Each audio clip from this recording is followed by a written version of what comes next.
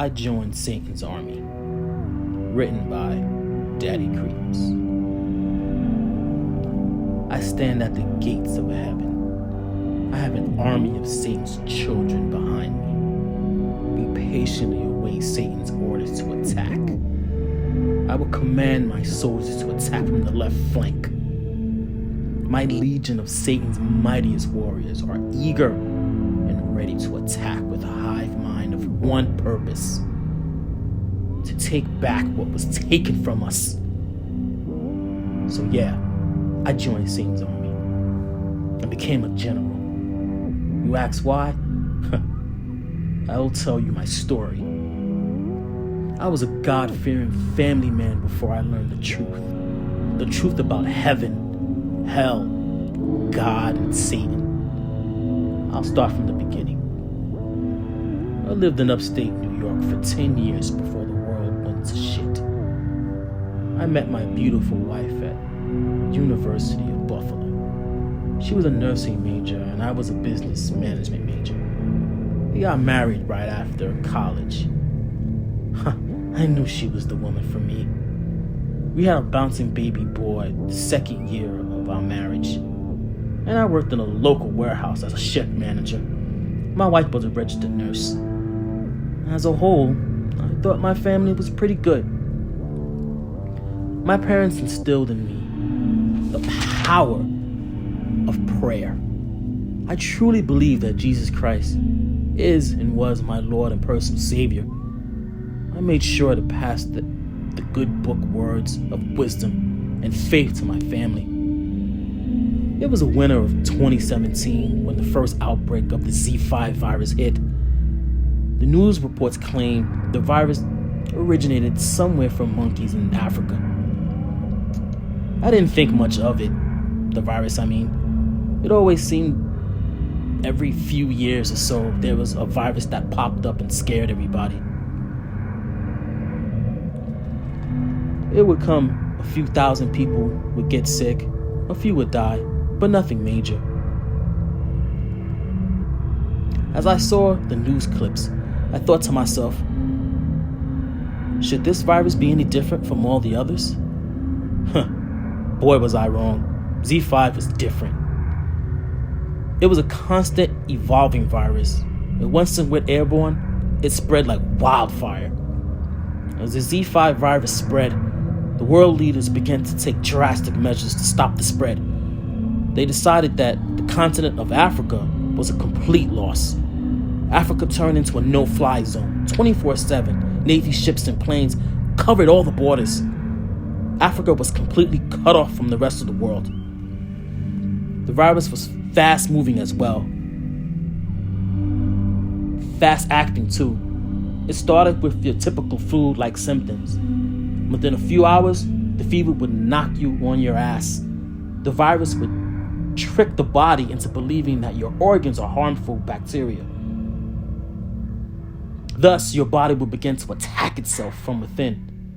The eyes would begin to bleed. The pain was unbearable. Your organs would begin to shut down and get eaten away. Even in death, the person saw no mercy from the monstrosity of a virus. Z5 also ate away at the tissue, muscle, skin, as well as the bones. There was nothing left but a giant pile of bloody mess mixed with mucus, bile, and bone fragments. The gas the body let off in its last stages of decay is what made the virus spread like wildfire. It was the perfect horror movie. It was disgusting and somewhat amazing all at the same time. The perfect killing virus. In the US, the virus started to spread faster than the government can handle. All military personnel was called back to the States to deal with the crisis. It wasn't long before the US was under a state of emergency. All cities and towns were on a 24/7 lockdown. The military began going door to door in their hazmat suits testing people for Z5. If a positive test was discovered, citizens were shot on sight. Their bodies and homes burned to the ground. Fortunately, the community I resided in, no one was infected yet. So we had some freedom to walk around the community only. We had a curfew. Once the street lights came on, all citizens had to be in their homes. Disobeying curfew did not result in jail time. The stakes were too high. Anyone caught outside their home after dark was shot on sight and their bodies burned.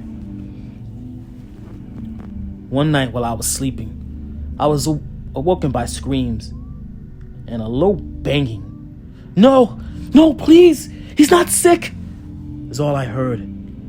I sprang out of my bed and ran down the stairs to the front window which faced my neighbor's house, Ted. I can see inside Ted's family room where the military had Ted, his wife, and his 10-year-old son on the floor. I saw the dread in Ted's face, his wife screaming and pleading to the men in hazmat suits and machine guns. Please, God, he's not sick. Please, leave us alone. She begged and pleaded. Ted and his wife were on their knees praying to God. I saw Ted holding a rosary in his hand. My wife came downstairs and grabbed my shoulder.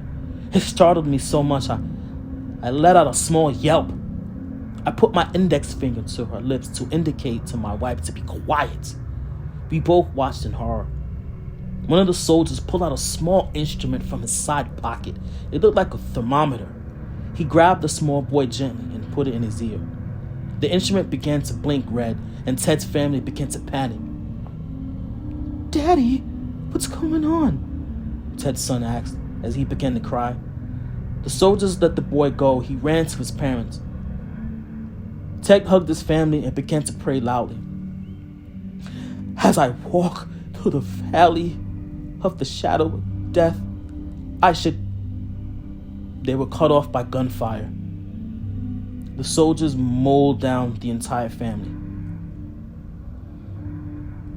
My wife went to scream, but I covered her mouth, and we ducked behind the sofa. My son came downstairs, eyes full of sleep. Hey, Dad, what's happening? Nothing, son, I snapped. Go on back to bed. He rubbed his eyes, yawned. Okay, Dad, love you. Love you too, son. My wife didn't respond. She just stood up in total shock. I grabbed my wife to snap her out of it, to snap her out of her vegetated state. Honey, I think we should leave. My father taught me how to hunt, fish, and camp. He was a real outdoorsman. I knew I could keep my family safe on the road. Anything would be better than staying here waiting to die. I don't know, honey. Where would we go? My wife asked with tears running down her face. Anywhere but here.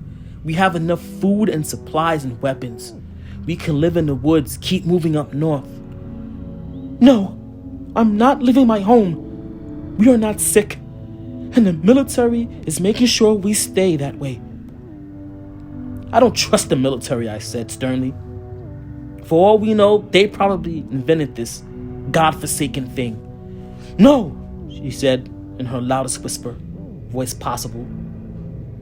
We are not going to risk our son. We are not sick. We stay put. I didn't get a chance to respond. She marched up the steps and went into my son's room. I slept on the sofa that night, terrified. The next morning, I was awoken by my wife, frantically shaking me. Wake up! Wake up! He's sick! He's sick! I jumped up the sofa and ran up the steps to my son's room to see him, bundled up, shaking. He was sick for sure. How you doing, bud? I asked, trying not to sound panicked. I'm cold, Dad. Okay, bud. I'll get you some more blankets. I ran back downstairs and saw my wife staring at the TV. The anchorman for the Channel 7 News was sitting there. He looked worn down. His tie was crooked. His hair was a mess. He was sweating as if he just ran a marathon. He opened up his mouth to speak. His voice was raspy. My fellow Americans, I bring you this last news message. This station and all the other stations will be going offline. Everyone has gone to seek refuge with their families. What I'm about to show you is actually footage caught by a Marine Air Force pilot. The TV went black for 2 seconds. The footage of the cockpit from some sort of plane. The pilot began to count down from 5 to 0.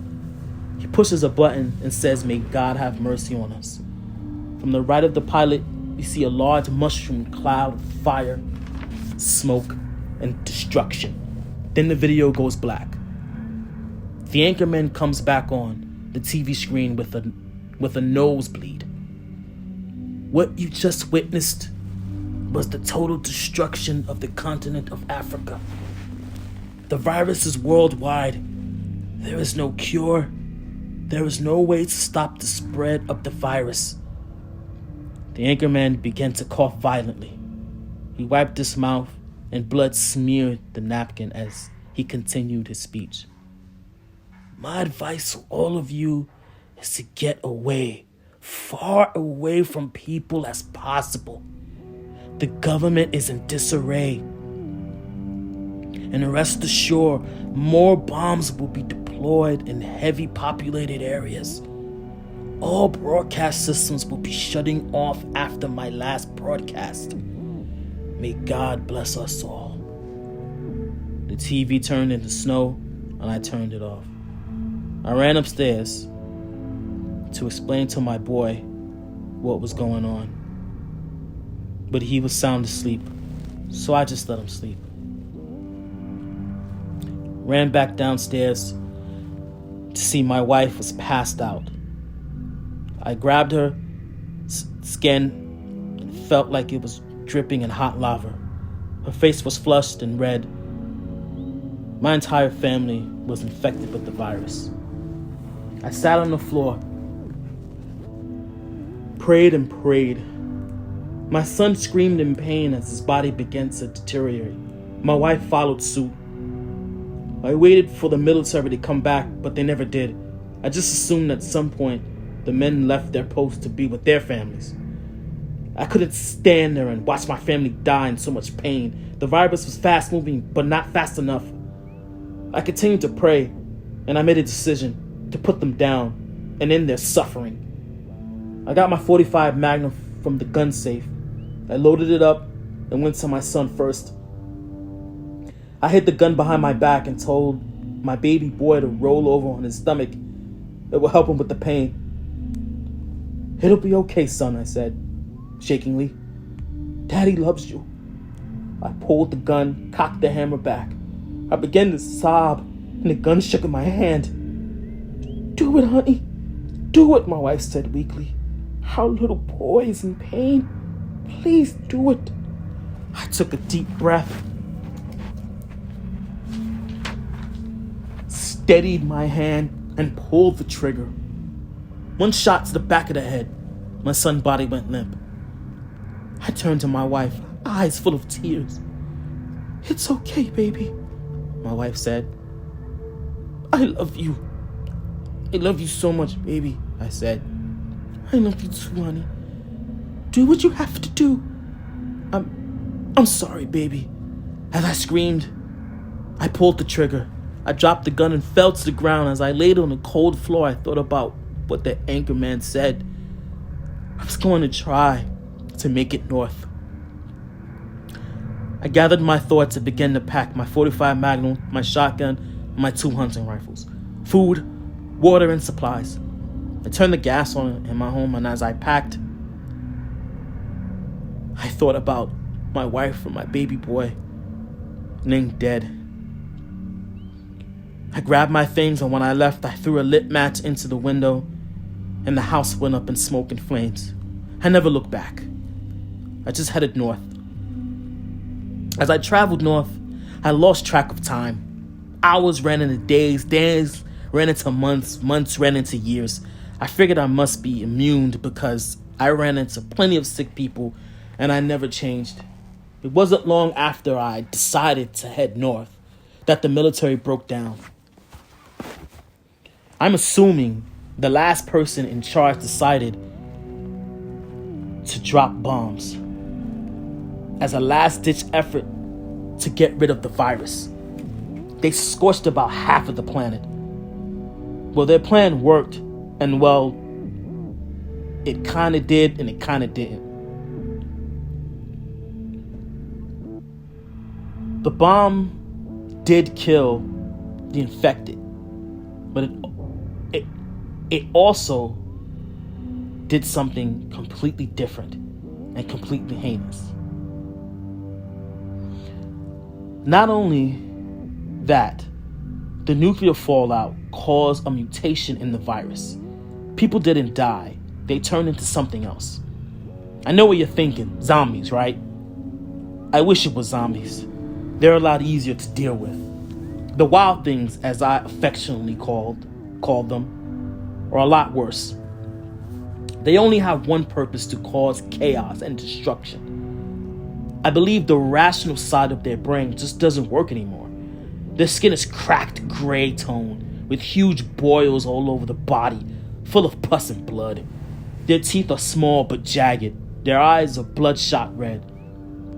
Now, the difference between a wild thing and a zombie is a wild thing can be killed any way you can. Shot, stabbed, hung, it doesn't matter. The only issue is they're stronger than your average human male. Not Superman strong, but picture getting into a shoving match with two men that weigh 250 pounds each. Well, that's what you're dealing with when you run into a wild thing. They work together as well. You can see them roaming in packs of 4 or 5. They've been known to use blunt instruments, rocks, makeshift weapons, spears, and things. If you survive the first outbreak, then the bombs, the wild things got you. It's been a long time since I've seen a human being. I've been hiking close to the stream of fresh water. It's been a source of food and water for me. I'll go to the stream once a day to fish and get fresh water, then hike away from it so wild things can't find me. One day I headed towards the stream to fish for dinner tonight. I put my gear down and began to pull out my fishing net when I heard screaming a few yards up the stream. I grabbed my things and ducked behind some big rocks next to the stream. I pulled out my hunting rifle and unhooked my big Bowie knife and peered over the huge rocks. I saw a man being chased by two wild things. The man was in his maybe early 40s. If I had to guess, dirty blonde hair, scruffy beard, very slim man, deep blue eyes, full of fear. He was screaming, "Help! Please, someone help!" The wild things were hot on his trail. It was strange thing to see only two wild things. They usually travel in packs of 4 or 5 or more. I was sure that his screaming would attract more to the area. I decided to help him. In turn, it would help myself. I made sure I had ammo in my gun, put my backpack on. This may have slowed me down, but I figured I could use the extra weight just in case I got into a hand-to-hand situation with one of those vile beasts. I said a quick prayer and popped up from my holding spot. One of the wild things knocked the man into the stream. It was going in for the kill when I began to run over and fire a quick 3 rounds into the beast. I yelled to the man, "Run!" He booked over and was able to stumble to his feet and make a run for it. As I continued to fire at one beast, the other gave chase to the man. The beast I was firing at finally fell to the ground. As I ran to catch up to the man, the beast grabbed my ankle and I fell to the ground. The beast crawled on top of me. The boils on his face began to bust and it narrowly missed my mouth by inches. I was able to roll over and get on top of the beast. The extra weight did come in handy as I was able to stay on top of the vile creature. I picked my forearm into his neck and had his head wedged against the rock. With my other arm, I was able to pull the knife from the side of me and stick it into the beast's heart. He shook violently and died. I quickly rushed to my feet and grabbed my rifle. I turned and saw the other wild thing kneeling over the man. I got on one knee, steadied my rifle against my shoulder, giving me a guide that I needed. And I whispered, "God, give me strength." I fired one shot to the head. The wild thing dropped instantly. I got up and ran over to the man. He was a bloody mess. His throat was ripped open and he bled out and died.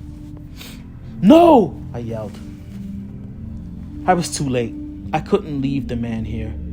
And I'm sure if there were wildlings in the area, they heard the commotion.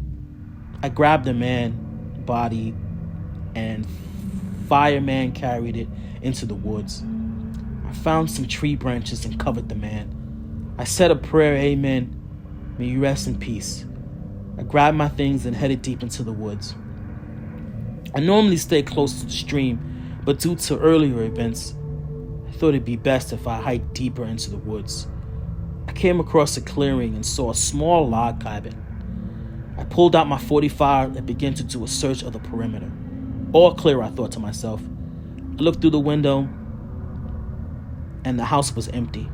I pushed open the door and began to clap my hands. I ran behind the door. If there were wildlings there, they would run to the noise and I would have the element of surprise on my side. I waited about 2 minutes and nothing. I did one final check at the house. "All good," I said aloud. The log cabin had a wood-burning stove and a few cans of food in the cabinets. I figured I can stay here for a while and plot another plan to keep heading up north. I set up a perimeter around the house of booby traps and alarms that would warn me of any danger. I caught some rabbit and had a good meal. I was looking forward to sleeping in an actual bed. I had my .45 loaded and under my pillow. It wasn't long before I fell fast asleep. I must have been sleeping for maybe an hour or so when the faint smell of smoke woke me up. I sat up in the bed and sniffed the air like a bloodhound. When I heard footsteps in the kitchen, I jumped up out of the bed and grabbed my gun and cautiously walked to the bedroom door. I twisted the knob gently and cracked the door open. I peered down the long hallway and I saw a shadow walk by the kitchen. I knew there was at least one person in the house. I closed the door to come up with a plan of attack. My mind was racing, heart pumping. Sir, I know you're back there. Please come out so we can talk," a man's voice said from the kitchen. I paused for a moment, taken aback by the voice in the kitchen. At this point, I wasn't sure what to do. I have lost the element of surprise. The only way out was through the kitchen. It was a small one-floor cabin, so the kitchen / dining room / living room was all in the same place. "It's okay, sir. I'm not ashamed. I will not hurt you. Please, let's talk." I looked and saw the small bedroom window and came up with a plan. Okay, just give me a minute," I yelled back.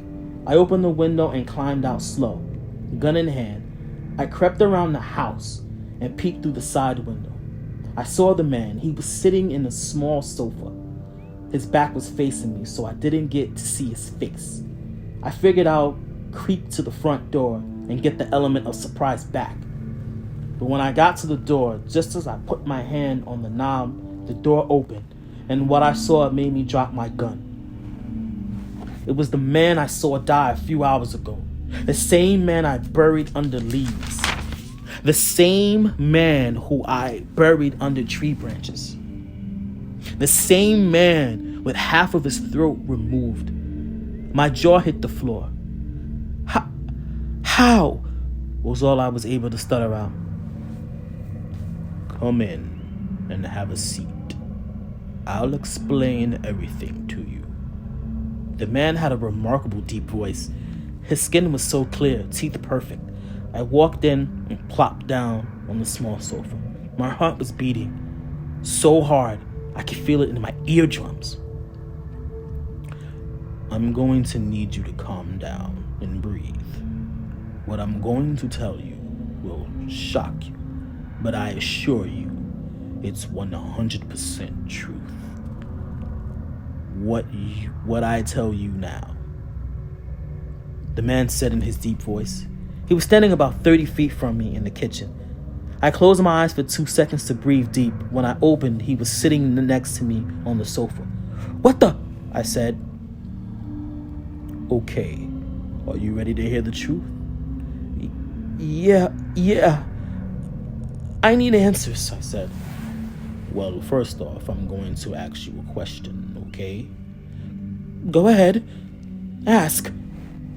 Well, what do you know about heaven and hell? The man asked, as he folded his legs. I thought about the question for a few seconds and chose my words wisely. Well, heaven is a place where your soul goes when you have served God and lived a righteous life. You will bask in the eternal life of happiness in heaven.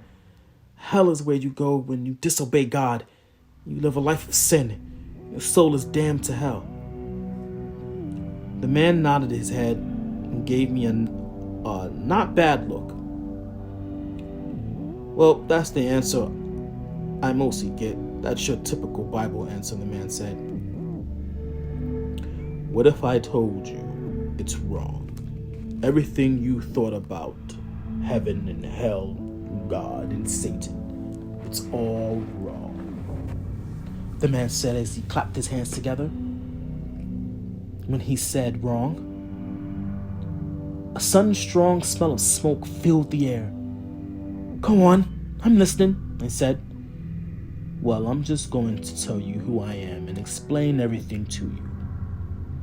I go by many names, but you can call me Satan. The man stood up in front of me. That's impossible, I said sternly. The man laughed with a deep voice. Why is that impossible? You just watched me die. You took my body and buried it, and now I'm in this cabin talking to you. I need you to keep your heavy faith in God out of this. Use your senses and your reasoning and hear me out. That will help you understand more, okay? He had a point. This was not a dream, and I wasn't sick. And I know what I saw, and I know this man was dead a few hours ago. But here he was in my cabin talking to me, alive and well. I leaned back into the sofa. Okay, I'll keep an open mind. Please explain to me what's going on. The man pulled up a chair from the kitchen, cleared his throat. Okay, God created humans in his image. Earth was supposed to be another form of heaven. Do you follow? Yes, I said. And then you tempted Adam and Eve to bite the apple and ruin that, I said sarcastically. The man smirked and said, I told you to leave your faith out of it. And anyway, you weren't there to see what happened, so please be quiet and listen. The man's eyes glowed a bright red. I quickly put my head down and said, okay, continue, please. Well, you're right. They were tempted, but not by me. God sent another angel down to test them. They failed that test. God was ready to give up on mankind, but I offered to go to Earth and to help the humans reach their potential. That was God's top angel, his second in command, if you will. So the problem is, he gave you free will, but expected you to follow his laws. He thought that humans would choose to follow his laws. When some did not, he decided to give up on his creation. I pleaded with him not to give up on all of you. I walked the earth and saw the potential humans had. There was a few who chose to misuse their free will.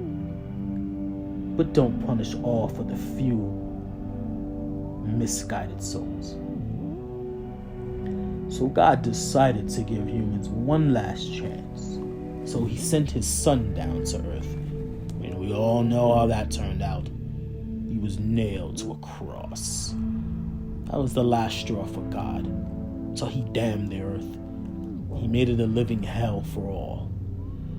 He gave me a choice to come back to heaven, but I chose to stay and help humanity. And he damned me as well. No. That can't be right, I muttered. It can't be. Think about it, said the man as he touched my temple. Life is never easy. Sure, you have your moments of joy, but they are just tricks to get you to believe things are fine. Hope is hell. What? I asked. How many times have you hoped for something to happen and it didn't? How many times have you prayed to God and nothing? Hope is a form of torture, a constant disappointment. One prayer is answered, so your hope can be restarted to live the horror of disappointment over and over and over again. Is this not torture? I sat back and thought what the man said. Everything that I got in my life was a struggle, even having my son. My wife had 2 miscarriages prior to my son. Each time we were hopeful that this would be different, and it ended in heartache. The man stood up now. In heaven, there is no pain, no suffering. It's bliss, perfect harmony. That's how Earth was supposed to be until he damned it. War, hunger, famine, virus, sickness, death, and destruction throughout mankind. That was God. He's been trying to destroy this world, and I've been protecting it.